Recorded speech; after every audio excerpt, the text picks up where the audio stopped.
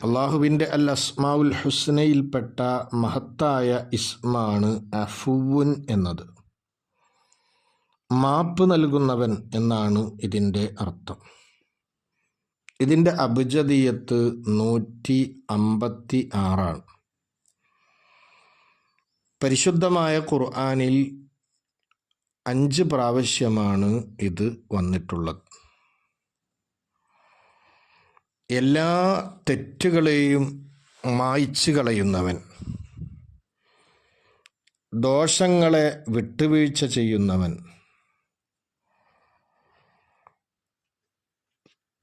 ശിക്ഷയെ ബന്ധപ്പെടുത്തുന്ന ആളുകൾക്ക് ശിക്ഷ നൽകാതെ അതിൻ്റെ മേലിൽ അവരെ ശിക്ഷിക്കാതെ അവർക്ക് വലിയതായ നിലക്ക് മാപ്പ് നൽകുന്നവൻ, 100 ആളുകളെ കൊന്ന ഒരു വ്യക്തിക്ക് പോലും തൗബ എന്ന ആ ഒരൊറ്റ മഹത്തായ വിഷയം കൊണ്ട് അവന് മാപ്പ് നൽകിയവൻ, തെറ്റുകൾക്ക് ശിക്ഷ കൊടുക്കാതെ ആ തെറ്റുകളെ അവനിൽ നിന്ന് ഇല്ലായ്മ ചെയ്ത്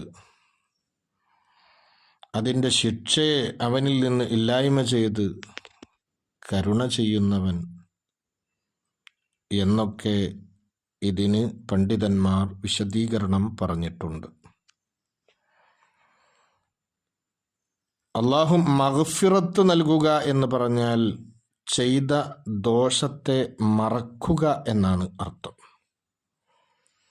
എന്നാൽ അഫ്വ് നൽകുക എന്ന് പറഞ്ഞാൽ ആ ചെയ്ത ദോഷത്തെ മായ്ച്ചു കളയുക എന്നാണ് അർത്ഥം.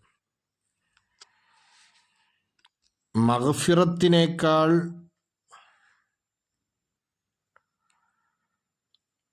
കൂടുതൽ അർത്ഥവ്യാപ്തിയുള്ളതാണ് അഫ്വ് എന്നത്.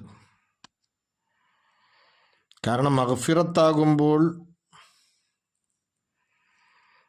അതിനെ മറച്ചു വെക്കുന്നു എന്നാണെങ്കിൽ എല്ലാ നിലക്കും അതിനെ മായ്ച്ചു കളയുക എന്നാണ് അഫ്വ് എന്നതിൻ്റെ അർത്ഥം. അഫ്വിൻ്റേതായ കാരണങ്ങൾ ഒരു മനുഷ്യൻ നിർവഹിക്കുമ്പോൾ തീർച്ചയായും അള്ളാഹു ആ കാരണങ്ങളിലൂടെ അവന് അഫ്വ് നൽകുമെന്ന് വാഗ്ദാനം ചെയ്യുന്നു. ദുആ ചെയ്തുകൊണ്ടാണ് ഒരടിമ അഫ്വ് ചോദിക്കുന്നത് എങ്കിൽ തീർച്ചയായും ആ കാരണത്തിലൂടെ അള്ളാഹു അവന് അഫ്വ് നൽകുന്നു. അള്ളാഹുവിൻ്റെ മുമ്പിൽ നിന്ദ്യത പ്രകടിപ്പിച്ച് അവനിൽ സംഭവിച്ച ആ തെറ്റിനെ അവൻ അള്ളാഹുവിനോട് സമ്മതിക്കുമ്പോൾ അള്ളാഹു അവന് വിട്ടുവീഴ്ച നൽകുന്നു. ഒരു മനുഷ്യൻ അള്ളാഹുവാണ് അഫ്വ് വിട്ടുവീഴ്ച നൽകുന്നവൻ എന്ന തിരിച്ചറിവിലേക്ക് എത്തിക്കഴിഞ്ഞാൽ പിന്നെ എപ്പോഴും അവൻ അള്ളാഹുവിൻ്റെ അഫ്വിനെ തേടിക്കൊണ്ടിരിക്കും എന്നാണ്.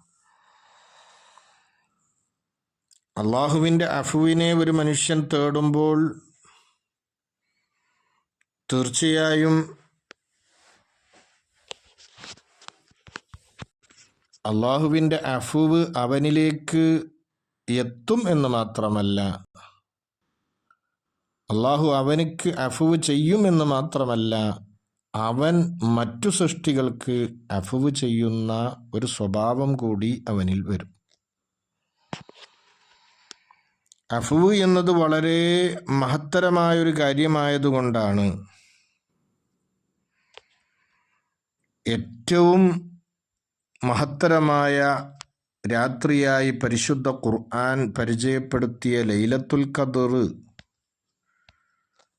ആയാൽ ആ രാത്രിയിൽ കൂടുതൽ ചൊല്ലേണ്ടുന്ന അധികരിപ്പിക്കേണ്ടുന്ന ദുആ ആയിട്ട് നമുക്ക് പഠിപ്പിക്കപ്പെട്ടത് അല്ലാഹുമ്മ ഇന്നക അഫുവ്വുൻ തുഹിബ്ബുൽ അഫ്വ ഫഅഫു അന്നി എന്ന. അള്ളാഹുവേ, നീ അഫ്വ് ചെയ്യുന്നവനാണ്, അഫ്വ് ചെയ്യൽ നിനക്ക് വലിയ ഇഷ്ടവുമാണ്, അതുകൊണ്ട് എനിക്ക് നീ അഫ്വ് ചെയ്യണേ എന്ന് 1000 മാസങ്ങളേക്കാൾ ഉത്തമമായ പരിശുദ്ധമായ രാത്രി എന്ന് വിശേഷിപ്പിക്കപ്പെട്ട ലൈലത്തുൽ ഖദർ, ആ ലൈലത്തുൽ ഖദറിൽ നമ്മോട് അധികരിപ്പിക്കാൻ പറഞ്ഞ ദുആ ആണ്. അഫ്വ് എന്ന ഇസ്മുമായിട്ടൊരാൾ ബന്ധം പുലർത്തേണ്ടത് എപ്പോഴും അള്ളാഹുവിൻ്റെ അഫ്വിനെ തേടിക്കൊണ്ടിരിക്കലാണ്. റബ്ബിൻ്റെ ഭാഗത്തു നിന്ന് അഫ്വിനെ എപ്പോഴും തേടിക്കൊണ്ടിരിക്കുക, താൻ ചെയ്ത അരുതായ്മകൾ അഫ്വ് ചെയ്ത് കിട്ടാനും മറ്റുള്ളവർക്ക് അഫ്വ് ചെയ്യുന്ന ഒരു മനസ്സ് നമുക്കുണ്ടാകാൻ. കാരണം അള്ളാഹുവിന് ഏറ്റവും ഇഷ്ടമുള്ളത് അള്ളാഹുവിൽ നിന്ന് അഫ്വിനെയും ആഫിയത്തിനെയും തേടലാണ് എന്നാണ്. അള്ളാഹുവിനോട് അഫ്വും ആഫിയത്തും ചോദിക്കലിനേക്കാൾ അള്ളാഹ്ക്ക് ഇഷ്ടപ്പെട്ട വേറൊരു കാര്യം ഇല്ല. അത് എപ്പോഴും ചോദിച്ചു കൊണ്ടിരിക്കുന്ന ഒരു സ്വഭാവം ഒരുത്തനിൽ ഉണ്ടാകലാണ് ഇസ്മുമായിട്ട് ബന്ധം പുലർത്തുന്നതിൻ്റെ അടയാളം. ഈ ഇസ്മു കൊണ്ട് സ്വഭാവം ശ്രദ്ധിക്കൽ എങ്ങനെയാണ്? മഹത്തുക്കൾ പഠിപ്പിച്ചു, മറ്റുള്ള സൃഷ്ടികൾക്ക് വിട്ടുവീഴ്ച ചെയ്തു കൊടുക്കുക, അവനെ ആക്രമിച്ചവർക്ക് അവൻ മാപ്പ് ചെയ്യുക, മറ്റു അടിമകളിൽ നിന്നുണ്ടാകുന്ന അല്ലെങ്കിൽ മറ്റു ജീവികളിൽ നിന്നുണ്ടാകുന്ന സല്ലത്തുകൾ, പോരായ്മകൾ, അതൊക്കെ എല്ലാ സന്ദർഭത്തിലും അഫ്വ് ചെയ്യുന്നവനാവുക. ഒരു കുടുംബനാഥനാണെങ്കിൽ അവൻ്റെ ഭാര്യയിൽ നിന്നോ മക്കളിൽ നിന്നോ എന്തെങ്കിലും അവന് പ്രയാസമുണ്ടാക്കുന്ന കാര്യം ഉണ്ടാകുമ്പോഴേക്ക് അവരുടെ മേലിൽ ശിക്ഷ നടപ്പാക്കരുത്, മറിച്ച് അവർക്ക് മാപ്പ് ചെയ്തു കൊടുക്കുക. ഇതൊക്കെ ഇസ്മു കൊണ്ട് സ്വഭാവം ശ്രദ്ധിക്കുന്നതിൻ്റെ അടയാളങ്ങളാണ്. അതുകൊണ്ടാണല്ലോ ഹദീസുകളിലൂടെ പഠിപ്പിക്കപ്പെട്ടത്, ഒരു മുസ്ലിമിൻ്റെ ന്യൂനത ഒരു മനുഷ്യൻ മറച്ചു വെച്ച് കഴിഞ്ഞാൽ അല്ലാഹു തആല അവൻ്റെ ന്യൂനതകളെ ഖിയാമത്ത് നാളിൽ മറക്കുന്നതാണ്. നാം മറ്റുള്ളവർക്ക് അഫ്വ് കൊടുക്കുമ്പോൾ തന്നെ അള്ളാഹ് നമുക്കും അഫ്വ് തന്നുകൊണ്ടിരിക്കും. ഈ ഇസ്മുമായിട്ട് കൂടുതൽ ബന്ധം പുലർത്തിക്കഴിഞ്ഞാൽ നല്ല സ്വഭാവ ഗുണങ്ങൾ അവനിൽ